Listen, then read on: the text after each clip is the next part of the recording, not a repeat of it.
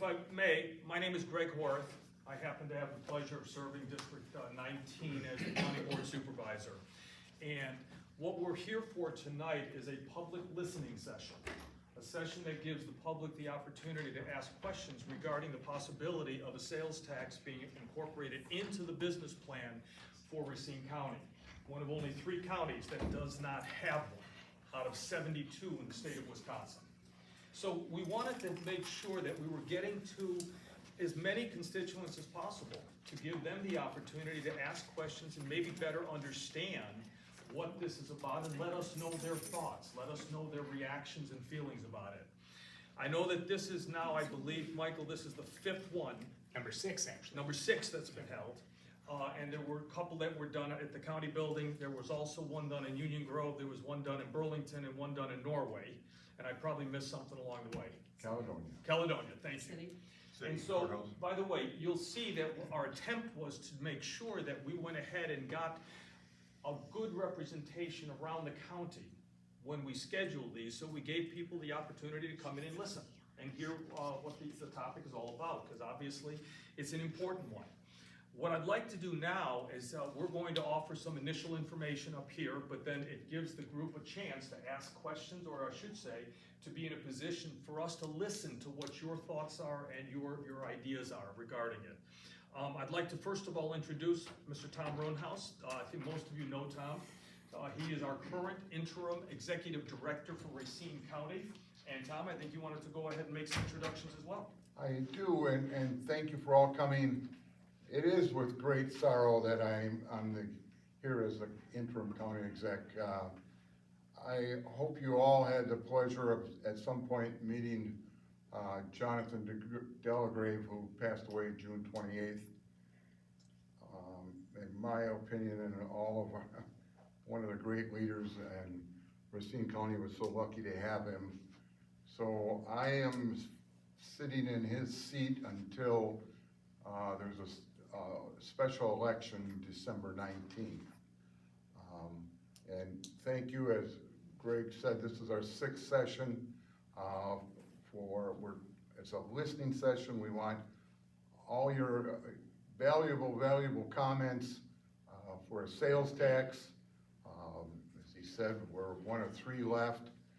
And the fact that it's introduced now was a plan. Jonathan was elected 8 years ago, and I think it was not very long after he was seated in office and got his feet under him, he put together a financial plan, and the introduction of a sales tax was a plan that was drafted at least 7 years ago, given the financial landscape of how government is delivered, whether it's at the federal level, state level, or the county level. If anyone following the news, those funds have slowly been contracted where they didn't keep up with the recession or the inflationary situation, our growth of services, and how we deliver government. Just so you know, Racine County, if there's 10 measuring sticks, Racine County is number 1 in 9 of those 10 in delivering government. We are the best county of the 72. And what's really amazing about that is we're the best county out of 72 without a sales tax. Racine County delivers more government, more services with less people at less cost. And people ask why now? Well, the county should be rewarded for how it's respected the taxpayer and been good stewards of the taxpayer money, because I'll give you an example. Our neighbor to the south, Kenosha County's had a sales tax for 30 years. And last year they generated 20 million, but just for conversation, in 30 years, let's say they averaged $10 million. That means Kenosha County's had $300 million more than us. And we're up here and they're still way down there with $300, with 300 million more dollars. So, this is part of a plan. It's a tool that the state legislature put in effect in 1969, and actually first counties were done in another one, I can't recall the name, in 1988. So there's been counties that's been taking advantage of this financial tool for since 1988. I think that's 38 years.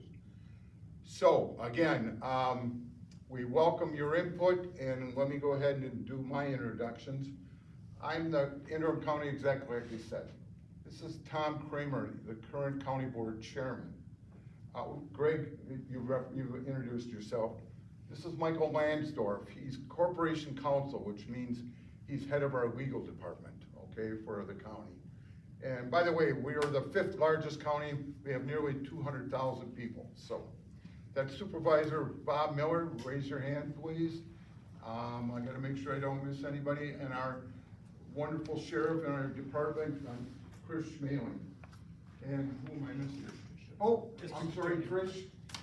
Trish Hansen, our wonderful district attorney, whose office turns out twice as many cases as any of our counterparts. I mean, we're so lucky to have her and the sheriff.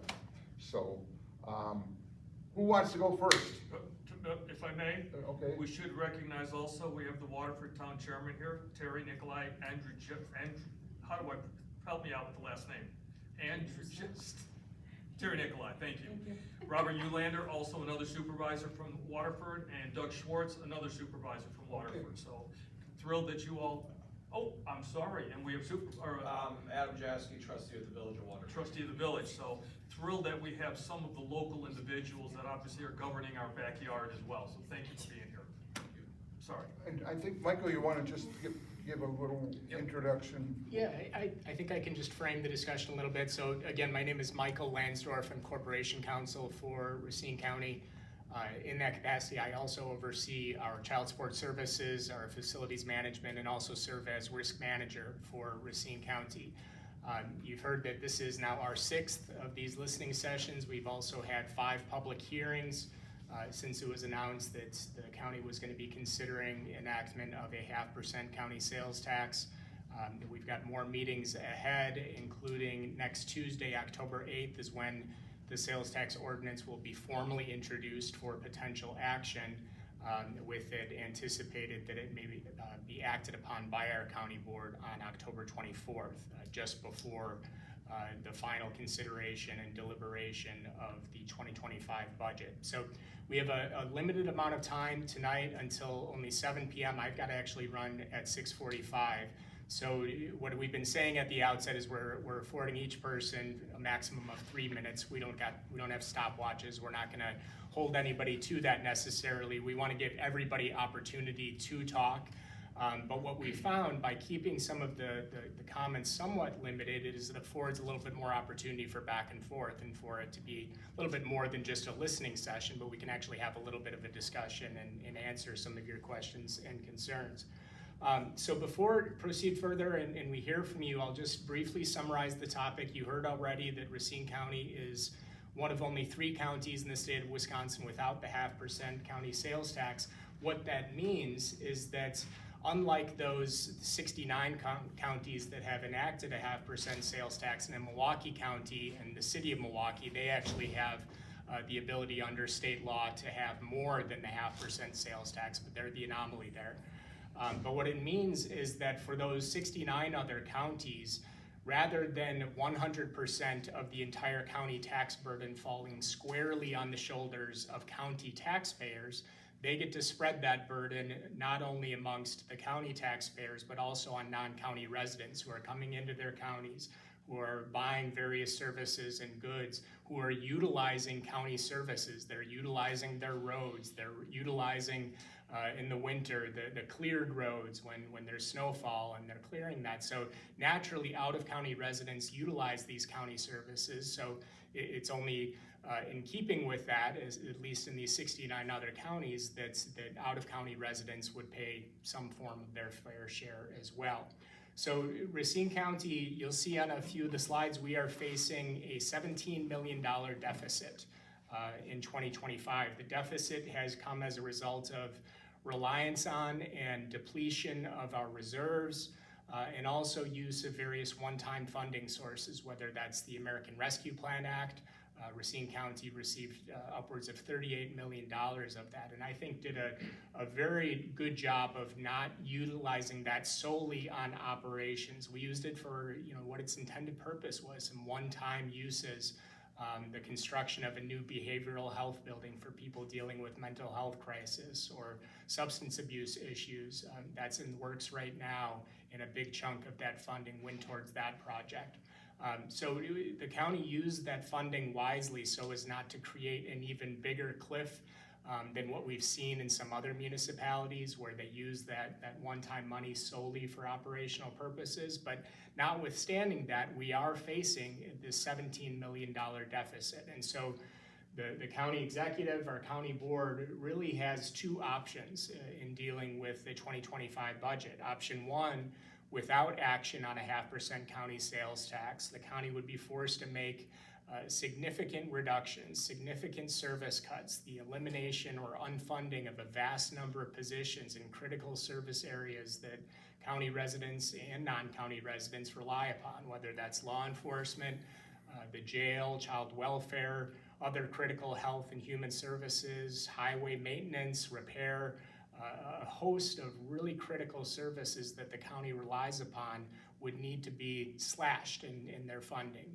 and county residents would naturally see that, and it wouldn't take long before they saw the impacts of that. We're talking about upwards of 156 positions that would need to be eliminated or unfunded, and these are across the board drastic service cuts and unfunding of positions. 91 of those positions likely would fall within the sheriff's office, deputies, correctional officers, other critical areas within that office. So $17 million, I find that in talking with people sometimes when you're talking about government, they think, well, $17 million, that's a big number, but it's probably a drop in the bucket for the county. It's not. $17 million represents roughly 1/3 of the general levy. So roughly 1/3 of our county levy that would need to be unfunded in order to balance a budget, which we need to do. So that's option one. Option two is to make prudent cuts, prudent reductions, other belt tightening measures that Racine County has been doing as a matter of course since I've been with the county, upwards 10, 11 years or so. It's to stop the practice of relying upon reserves. It's building back those reserves. It's affording some level of property tax relief, and it's spreading that burden not only from being on the backs of Racine County taxpayers, but also on the out-of-county residents. And there are many, between the marina and our beautiful lakes on the west end, we have a lot of out-of-county residents coming into Racine County utilizing our services, spending money, and there's opportunity to capitalize on that spending in order to sustain and continue these critical county services. Now, to be clear, it is impossible to achieve the goals of option number two without the enactment of a 0.5% county sales tax, and without doing so this year prior to enactment of our county budget. So those are just some of the general points that I wanted to raise before we hear from you, but whether you want to come up to the mic or we're in a small enough room, I think we can all hear each other. If people want to just raise their hands and introduce yourself, and we can get started. Thank you. Go ahead. Hi, my name is Ed Olander. I'm in the Waterford Woods. Happy birthday, by the way. Thank you. Yeah, nobody likes to work taxes. Nobody likes taxes, understandably. And of course, that's just part of life, I guess. But some of the questions I have, and you answered, one was Plan B. What was that? And then you stopped there. I don't know if there was a Plan C to get what you need to operate. You seem to focus too about the services, and you hit the sheriff's department, other services. Are there anything else that isn't a first level response service? I'm just gonna throw the questions out. You can answer them in order if you want, because I know we got 3 minutes. The other question I have is the legality of this. We have a vacancy for a supervisor, county supervisor, and that's Mr. Roanhouse's old position that he resigned from to be interim chair. That person is not absent and that person is not excused. Now you're going to take a vote, and that area, District 18, is not representative. So the old no taxation without representation. It's a legal question whether or not that can be done. Thirdly, I don't know, you brought up Mr. Delagrave, rest in peace, one of the few men or politicians I say that I admired the most. He was very helpful to this community in getting the fire and EMS back on board with the village. But anyways, from what I understand, this was presented again in August, this county sales tax. So somebody said, I don't know if it was Mr. Roanhouse or you, 7 years ago, that was presented by Mr. Delagrave. And he said it was presented, it was part of his plan. Okay, his plan though, right? Correct. Okay, so I've never heard of it. I never heard of a county sales tax till just recently. But I don't know when it got instituted and who brought it up again or resurrected it, for lack of any other term. But the other comments I'll make is I listened to the last county supervisory meeting, and I heard stuff like, well, you know, everybody else has got a county tax, we don't. Here's how I look at it, okay? What are they doing wrong? And what has the county been doing right all these years? I look at it, I say, poor governing. Another supervisor said, well, you know, we want to welcome people here. We want to show our community that we're frugal, blah, blah, blah. It's like, well, why don't you be the gold standard and let everybody else frown upon why they have a county tax? You know, get my point here? You know, it's kind of like, you know, juvenile phrase would be, if they're gonna jump into the lake, are you gonna jump in with them? No, let them join us. So that's the other comment I wanted to make. And then relative to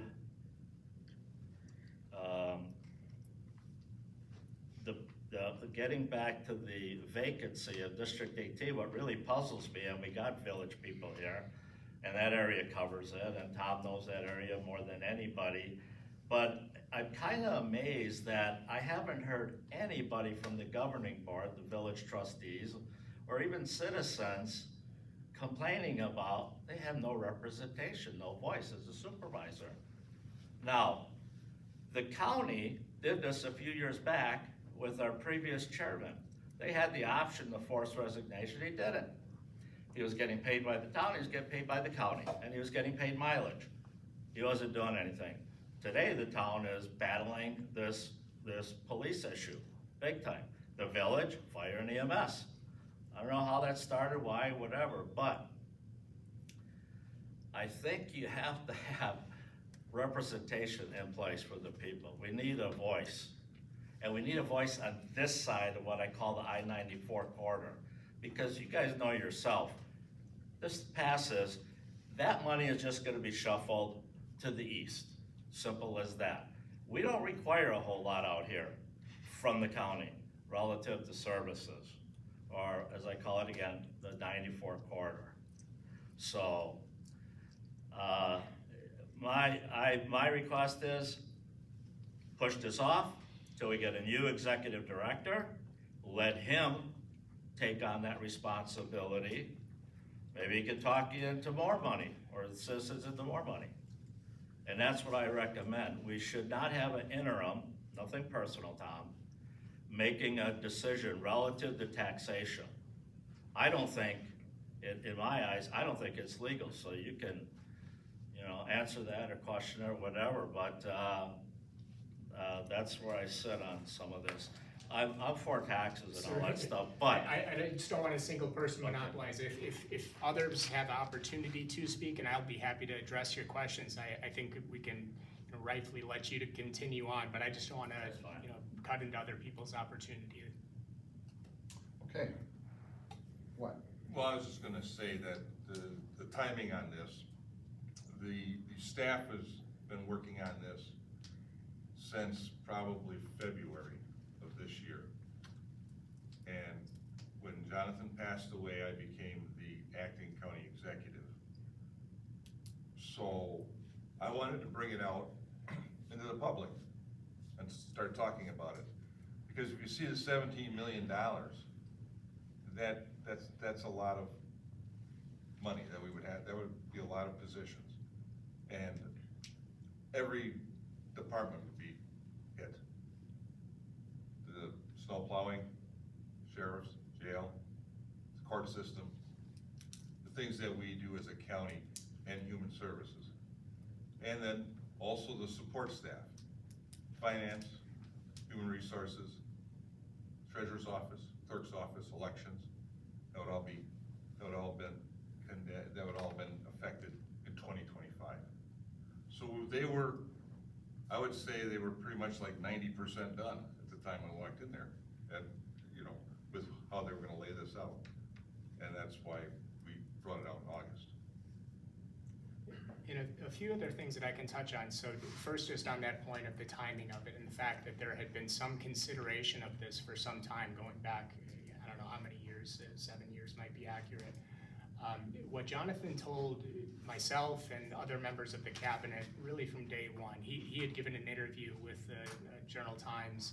I think it was when he was running for county executive or shortly after he took office, and the question was asked because at that time Racine County was one of perhaps 6 or 7 counties that didn't have a sales tax. Is what's your position on a county sales tax? And the way Jonathan responded to that, and he would remind us of this often, was he said that I'm not supportive of a county sales tax unless and until we've exhausted every other option, until we've used every tool in our toolbox, because he does not want to enact a 0.5% sales tax unless if it was absolutely necessary.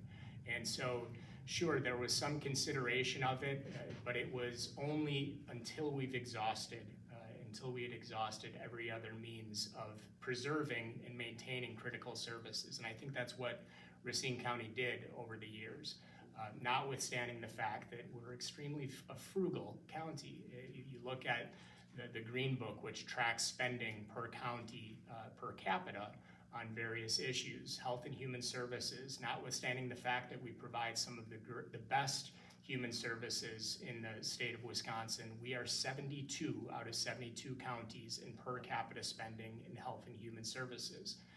In highway, we are 71 out of 72 counties. And so I like what you said, Mr. Ollender, in terms of the gold standard. That's absolutely right. I think it rightfully should be a source of pride that Racine County has made it to this point while maintaining critical services and providing these services at a really high level without resorting to a 0.5% sales tax. Gold standard is a good way of referring to it, but there comes a tipping point. I'm afraid we're at that point right now where further avoidance of the 0.5% sales tax is going to cut into our delivery of services. And so when you said that you'd like to see other counties coming our way, there's not a single county of the 69 counties that have enacted a 0.5% sales tax that has gotten rid of it once they enacted it. And maybe that's bad governance, maybe that's irresponsible spending. I'll grant you that's probably the case in some instances as it relates to some spending, but Racine County has been able to successfully deliver high levels of services without this tool. But we've exhausted every other tool in our toolbox, and we're now at that point where we have to give serious consideration to this if we're to provide or continue providing this high level of services. You touched a little bit on just perhaps emphasizing too much or relying too heavily on potential savings within the sheriff's office. You'll see on the slide right there of the cuts needed by department, 17 million. So the sheriff's office, in terms of its impact on the general levy, it's roughly 2/3 to 3/4 of criminal justice in the sheriff's office and other services. So between 2/3 and 3/4 of the levy is covered by those types of services. And there aren't nearly as many grant opportunities or alternative funding opportunities in those critical service areas as there are in some other areas. I mentioned that I oversee our child support services. For every dollar that we spend in child support and in ensuring that children, get the financial services or support that they need, for every dollar, 2/3 of that is coming from outside of the county. It's from state and federal funding. Human services is very similar for that, where it's not dollar for dollar, where it's coming off of the levy at the same impact as the sheriff's office. We get a great deal of our funding for our human services from outside of the county, from state and federal funding. And so, of course, there would need to be across the board reductions. It wouldn't solely be on the sheriff's office back. That would be catastrophic in and of itself. But when you look at the totality of it, we don't use the word catastrophic lightly, but that's essentially what it would be when you're talking about reducing these critical services to such a significant and draconian level. The community would feel those impacts, and that is the second option. There is no third option. Avoiding it means $17 million worth of reductions in this next year budget. There's no third option. You mentioned that perhaps the next county executive, may actually want to take advantage and take more. They couldn't. We are limited by law. The only county sales tax that can be enacted for any county that's not named Milwaukee is a 0.5% sales tax. It can be no more, and it can be no less if a county chooses to enact a county sales tax. So Can it be temporary? it could be temporary. We looked at that as an option? We explored that. We've had discussions with PFM, that's our financial advisor, and they have urged us to not give serious consideration to that, because the rating agencies, and rating agencies matter because counties borrow money. That's how we fund a lot of our capital projects. We enjoy a very favorable rating, but the rating agencies were told by our financial experts, our financial advisors, that if they see we've enacted a county sales tax and we rely upon that in part for maintaining these critical services that could be funded through the property tax levy, that will lead to an erosion of confidence by the rating agencies and could potentially, make it more expensive to borrow money. And who's paying for that is county residents. Michael? If we're rated like number one, I don't see where that would be an issue. But can you touch up on the legality of this going down? Because that's what I really want to know. I think the new director, which is gonna happen in a few months, that should fall under his bailiwick, and he decide. And What I can say is the legality question I'd like an answer on is, can you It is really legal. That's take the a vote answer. without a supervisor Yes, in the absolutely. district? Really? It absolutely accords with state statute. Not an absentee supervisor, not an excuse. There have been multiple vacancy. occasions where there are vacancies, and the state law is clear on this, of what the process is for filling those vacancies. It could be a special election, or it could be by appointments of the county board chair and the approval of the county board, but there's not a set time period. And I'll let the county board chair speak on this, and I don't know that we should necessarily feel the need to address this one issue today, but there's a number of pressing issues that we were dealing with, and we have representation just to my right. in Mr. Just one Roundhouse. second, we're just gonna limit it to Okay. the sales tax, okay, Ed? Like Supervisor Yeah, Horst- well, I was going to say that keeping it on point here for others to be able to share their thoughts, because it is a listening session, so let's not turn it into a session about the one. Ed, stick around, we'll talk more, but I did want to put some context to this though too, because currently we have 1,065 employees in Racine County. So we're talking about the potential of eliminating 156 positions out of that, which is, give or take, you can do the math yourself. I mean, that's almost 18–19%. Here's the bigger number. I believe the police department, the sheriff's department, has roughly 325 current members in the sheriff's and in the jail. We're talking, I believe it's 90 or 91 positions would potentially go away because of what you see over there on the numbers. So we start talking about issues like this, and we want to keep it in perspective. Nobody wants to do any of this, but the reality is, those are what the numbers represent. And I think to think there's something else that's going to get us there would probably be a little naive and probably take us away from where the point is that we have to be looking right now, which is, we're talking about how do we get $17 million? Because one of my notes, and these gentlemen have all heard it, is that $17 million with what we're talking about with half a point, half a percent, excuse me, is basically just getting whole. That's all it's doing, is getting whole for us. Meaning, we'll pick up roughly 20 million or a little bit more in year one. So we've still got more work to do on our end, but we need to start now, because pushing it off down the road, unfortunately, puts us in that hole right there to come up with a way to try to eliminate that $17 million deficit. The problem with that is that at the supervisor meeting, and everybody knows it, inflation has hit everybody hard. Everybody. Nobody is immune to it. Now, if that goes down and you make that permanent, and every tax that's ever come out, I've never seen anybody eliminate. Sure. Other than a temporary tax. So, if we get a leader in this country that all of a sudden inflation comes down and then now we got surpluses, The rate would go down. now what? Now The a rate, lot the of rate people would go, suffered. the rate would go down, but we're still gonna have some type of inflation. Even in a slow economy, you have a small inflation. And that's kind of where we get with this here. It, you know, right now, you have this kind of inflation, right? For the last, since 2008, before, we didn't have that much inflation. Heck, you could get loans at 3.5%, 4%.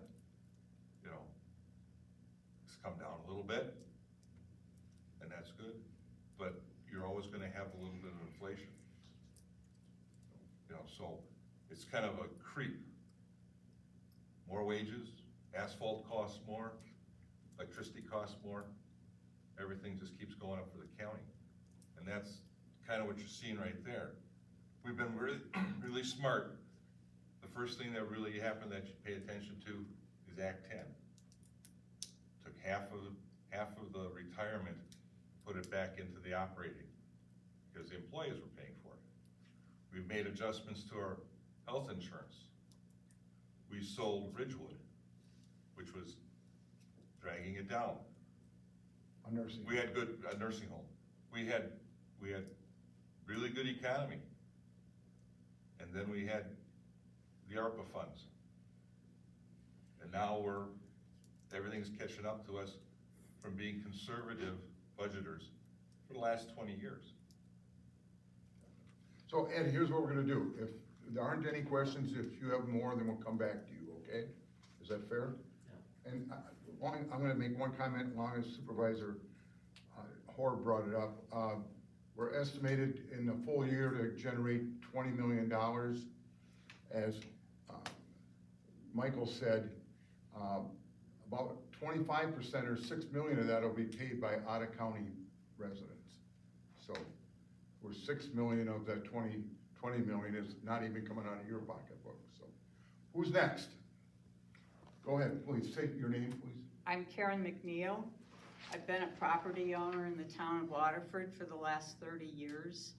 And I understand that part of the sales tax revenue would go for tax relief. I am strongly opposed to a sales tax. First of all, because it's regressive. It inordinately puts a burden on the least of us who have resources. I do not want my neighbors who have less than I have to be in a position to struggle to pay more taxes so I can have relief. I'm strongly opposed to that. Secondly, there are other revenue streams. Now, I understand by state legislature that more wealthy opportunities for revenue have been exempt, like valuable farmland, business properties.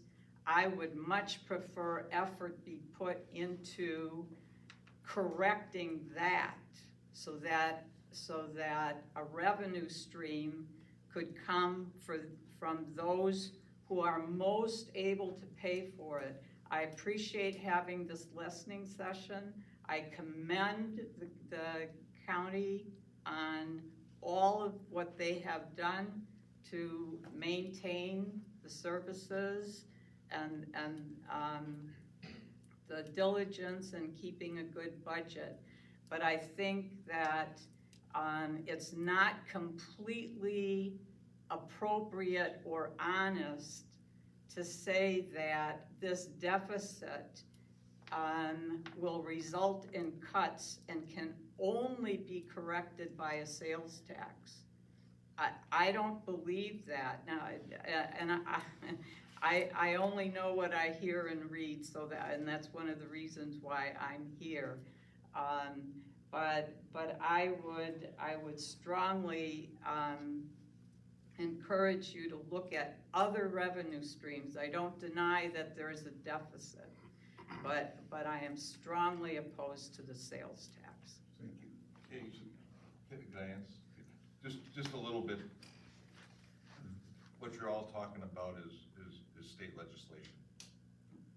Farmland, Yes. farm ag use came in about 20 years ago, and that would have to change. You'd have to talk to your representative. Along with, in the future, they haven't done it yet, but they're gonna be taking personal property off the tax rolls also. And that'll come back to the local municipalities as a credit. And, so we're only allowed to tax whatever you purchase down at the hardware store that you pay a sales tax on.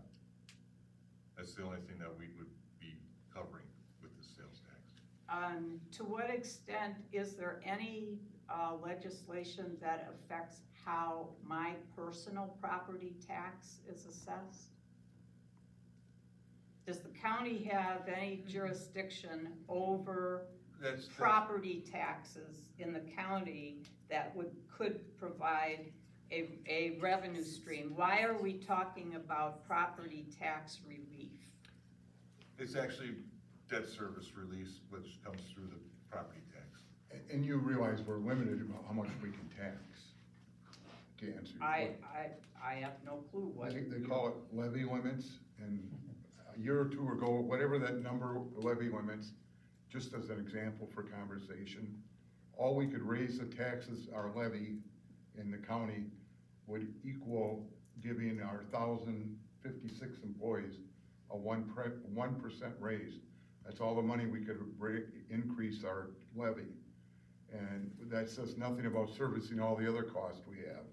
So to answer your question, the state restricts on how much we can property tax year-wide. Are you saying then that my property tax is at a level that the state would not allow an increase? Correct. I'm taxed at the highest level I can be taxed given state law? You're Yes. taxed at a level that is set By the state. numerous different taxing districts. Then why, in all Let me of finish, this ma'am. Let me finish, information, ma'am. do you say that the sales tax is going to give a property tax relief? It's gonna be, we're gonna use some of this property tax, or the sales tax for debt service. There's two pots of money we have. We have the operations and we have the debt. Now, the county could go wild and put a lot of debt service. So can the towns and the village here. That's not capped. What's capped is how much we can raise the operational levy by net new construction, how many houses they build and how many businesses. Now, the county is at about 1.5 net new construction percentage, which that equates out to about $800,000. And I'm not sure what the town or the village are, but that's the only thing you can take. Our property taxes that we receive on the property tax roll is about $50 million. We have about $9 million in debt service. That's what goes on the property taxes for what the county would put on your tax bill across the county. We couldn't tax you more if we wanted to. We couldn't tax you any more on that. We're limited. Sir? It was answered, thanks. Oh. Hey, anyone else? Anyone else? Any other comments? Again, this was the listening session for us to listen. Terry? I just want to add something. I understand what you're saying about your neighbors who maybe not be able to afford things, but it looks like from what's exempt from the sales tax are things that would be the necessities that people would need, right? Prescription drugs, medical equipment, food, all those basic necessities. So I would think that these are just the extras that people don't have to go out and buy, right? It seems like the necessities are exempt. Except for for clothing, we want everyone to be clothed. Yeah.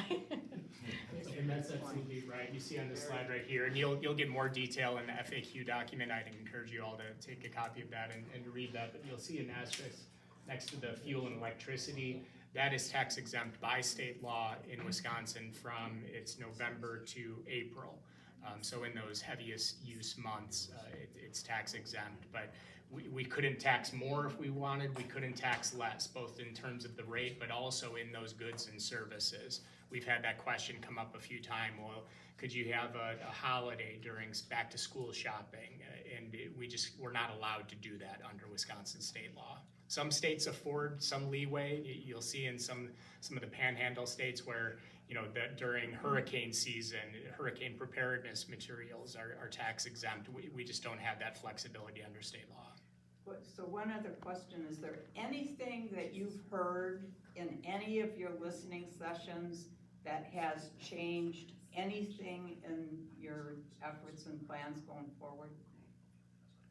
I mean, the county board, we have 20 people on the county board right now, and they'll ultimately be the ones who debate this and discuss it and will take action on it. We've had really good representation of our county board. So county board, when you look at the 6 different listening sessions, so it's ultimately something that they'll have to answer, but we've heard a lot of concerns about the amount of property tax reduction efforts. We've heard a lot of questions about, well, could there be a sunset? So, the effect that has will ultimately be up to the policymakers, but I think there's great value in them listening and hearing the feedback. My point is, I would be willing to pay more property taxes if it meant that we didn't do this sales tax. I'd like to answer your question directly, because Thank you you. said the county board supervisors, have we heard anything that has given us more information to make a decision or what have you? Right. I will personally tell you, I've now attended 3 of these sessions. And during those 3 sessions, what I have heard has been, whether you agree or disagree, has been, 1, a general acceptance that we can't afford to start cutting a sheriff's department to the numbers that we talked about, that we can't find ourselves without having some other sources of revenue stream to try to offset the deficit that you're looking at. And then the other thing that I found interesting, which was someone said too that, well, I don't disagree that the sales tax needs to be done. That's what they said, but I would expect there will be some form of balancing that will also be seen maybe on the expense side, so that it won't be 100% just on the revenue, but there will also be something on the expense side, because I made a statement a few moments ago that by doing this right now, it will only make us whole by offsetting 17 million. Our objective as a board has got to be, how do we set ourselves up for 26, 27 and beyond as it relates to running the county. So that has been, I mean, I've heard normal things also about, well, I'm not for taxes. We're already being overtaxed. And I think we all probably feel that way. I think we all feel that way. But this is a situation that we're addressing a very specific, urgent need. And I believe, Michael, there's a time frame on this, that if the decision doesn't get made by, is it November 1st or for the budgeting purposes? Yeah, I mean, it needs to be acted on in this budget in order for Right. us to balance our budget and approve that on November the 4th so that tax bills can go out before the holiday season. And the downside to that would be if we don't move in this direction, or at least have some reasonable assurances on the expense side, that we have an obligation, we have to offset $17 million. So, when you ask a question, I wanted to give you a very specific answer, whether you agree or disagree or like or dislike. That's what I've learned in 3 listening sessions that I've been to. And by the way, they were in Norway, they were in Burlington, and they were here, which, Ed, I wanna point out one thing, all right? You say getting representation west of 94. Well, I think that's what we've tried to do here by making sure you've got listening sessions that are coming into our backyard here, whether it's Waterford or Burlington or Union Grove or Norway. So that has been a very conscious effort on the part of the board to make sure that we did that for representation purposes. I just wanted to make mention to your question as well. Very commendable. I'm serious. Thank you, I mean, people need to be heard, and, you know, all the way up to DC. It's like, anybody listening to the common man, common person? They sure don't seem like it. And let me make one thing clear. Please. Michael, I don't complain about the taxes that I pay. Sure. As a matter of fact, I go so far and I've lived in a few different areas throughout my life. I tell everybody, shut up, don't tell anybody outside Racine County what you pay for taxes. Because they're gonna go, what? So we were pretty good. I'm not speaking for the village, seems like every day. Ed, would you write that down for me? Would you agree? But what I, you know, we're not just talking out loud here amongst us, so nobody's asking questions, but I don't look at, you know, like this young lady said about her neighbor. If the good Lord took me right now, and I went up to St. Peter, and he said, hey, would you like to go back down again? You're gonna be 20 years old, you start life all over again. Well, I'd have to think about that. I knew what I had to go through growing up. And I'll tell you what, I don't envy these people, and because look at what we're getting hit with. And I'm just not talking about this. Like I said, I think our taxes are fair. But I look at this picture here where people are struggling, especially young ones. Yeah. And look what's happening with the housing market. You talk about property taxes. I don't think people are realizing we're in for a bad storm when it comes to property taxes. It's going up, not if. Ed, as usual, Yes. you have taken 2 to 3 minutes and turned it into 30. And not only that though, but I got you guys to talk. Hold on, I do wanna offer an opportunity, because we're gonna keep this to 7 o'clock. Trish, I didn't know if you wanted to share any thoughts, or the sheriff, I'm coming to you next, just regarding obviously your backyard and the potential impact that this might have, depending on whatever decision gets made. Sure, and I'm here not just on behalf of my office, because my office is pretty small when you look at that graph. But I'm also here to represent what we do in the courts, right? That's all state mandated. We have to have courts. People have their right to due process, but the state doesn't pay for it. And so each year, my numbers have gone up significantly, and it's disproportionate between misdemeanors and felonies. So my felony attorneys today have double the caseload they did when I started this job almost 30 years ago. And my misdemeanors have gone, they're double, but they're not as proportionate as the felonies. So we have to do more work with less.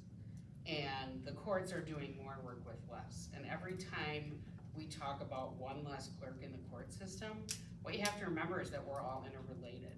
So if we have less clerks and releases don't get to the jail in a timely fashion for someone who's in jail, we just shift the burden of that to the sheriff, because then we pay another night for somebody to be in jail.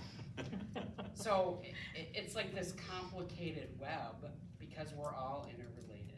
If I don't have enough people to get criminal complaints filed with the court each morning, and I'm really proud of myself, in Milwaukee County, you can go to jail and they'll file paperwork behind the scenes and you could sit a week before you get a decision. The law says 48 hours, and we pretty much hold to that. Because I know that every night that I'm trying to make up my mind, Chris is paying more money for somebody to stay in jail. And people's liberty is at stake. So we try really hard to keep up with the crush that we have, but because of the fact that it all comes back to one another, if you cut, you know, maybe they'll have fewer cases if there's fewer deputies, and maybe I'll have fewer cases to file, so I'll need less secretaries that file those complaints every day. But in the end, you have to decide, do I want to take away my safety and protection on the road, in our homes? You know, part of this plan that the county is devising, we have got to replace our 911 center. We are to a point where if you're gonna call 911, it's not gonna work. When we bought it, what year was that? We consolidated services to make all of the county under one dispatch center to save everybody money, saves the town money. At the beginning, the town paid an amount of money and it's gone down over the years, and eventually now we're gonna pick that up, right? So when you're talking about our 911 system, it was antiquated when we bought it. We can't get parts to fix things. And it's a critical service that we've got to replace. So for example, we are not even using, we're still using, what is it, analog. We don't have digital. The reason you can pull up the sheriff's department right now dispatch on an app is because we don't have the technology to create a system where you can't hear that, even in an emergency. So for example, the city of Racine, I don't know where they get their money from, but they bought the digital. And so they're on a different system in terms of what people can hear than we are. So what we need to do is make sure that we're keeping those systems up to date, because when someone's having a heart attack, you don't want that call to not go through. And so all of these things kind of get interrelated with one another. And when you look at these cuts, one thing I guess I just want to put out there that I've been to, this is my 5th listening session. When we talk about things like levy and we talk about things like debt service, I'm not a financial person, that's why I went to law school. I don't do the numbers. So I figured out for myself that levy means my monthly operating expenses. And debt service is my mortgage, my car payment, right? So for Chris, for example, he borrows money on a loan to replace squad cars, to buy equipment that they need on the dive team to make sure that we can respond to someone who's in the water, for example. The percentage we're talking about here is his operational costs, right? So just like your gas tank is more expensive to fill, so are theirs. And they run those cars 24 hours a day. So for Chris's budget to go up, because gas, things like gas are more expensive, it has to come from somewhere. And so we are to the point where we used reserves, we used the funds that came from COVID, and now it's kind of coming time to pay the piper and catch that up.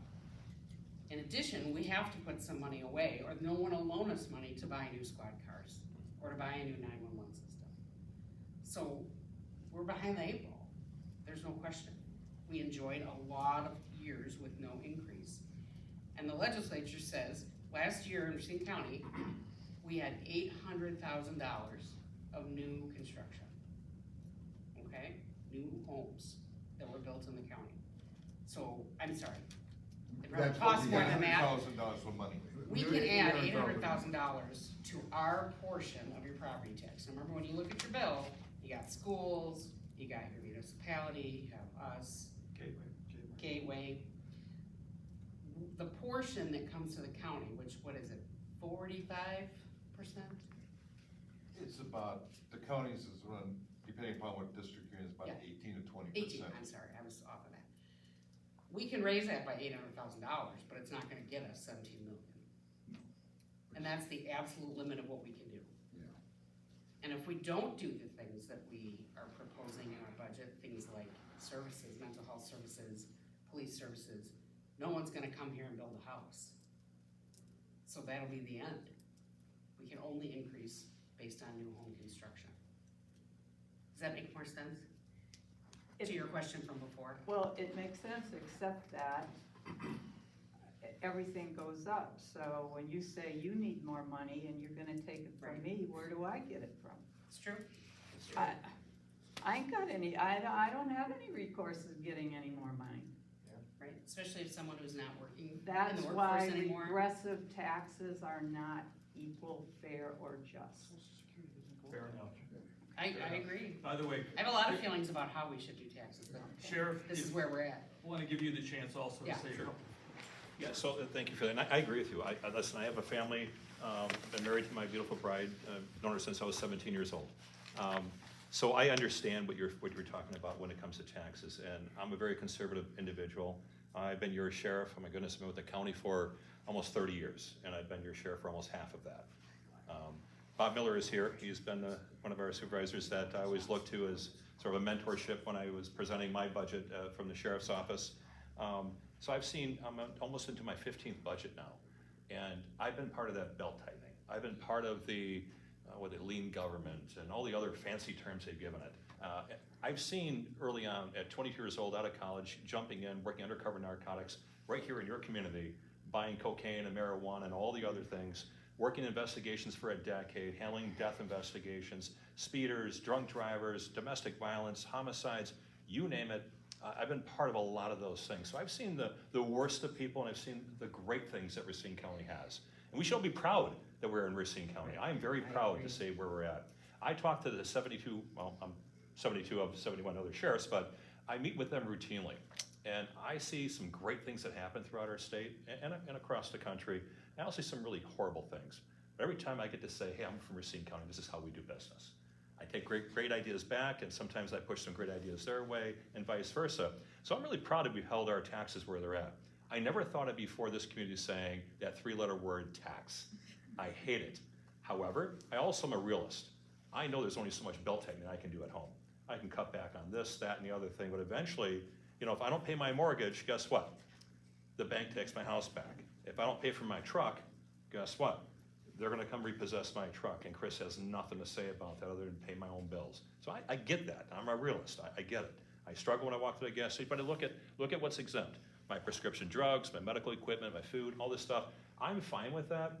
But one thing I wanna know is at nighttime, if I'm not at home and my wife has someone beating down the door, that somebody like me is gonna go there and do damage for her, right?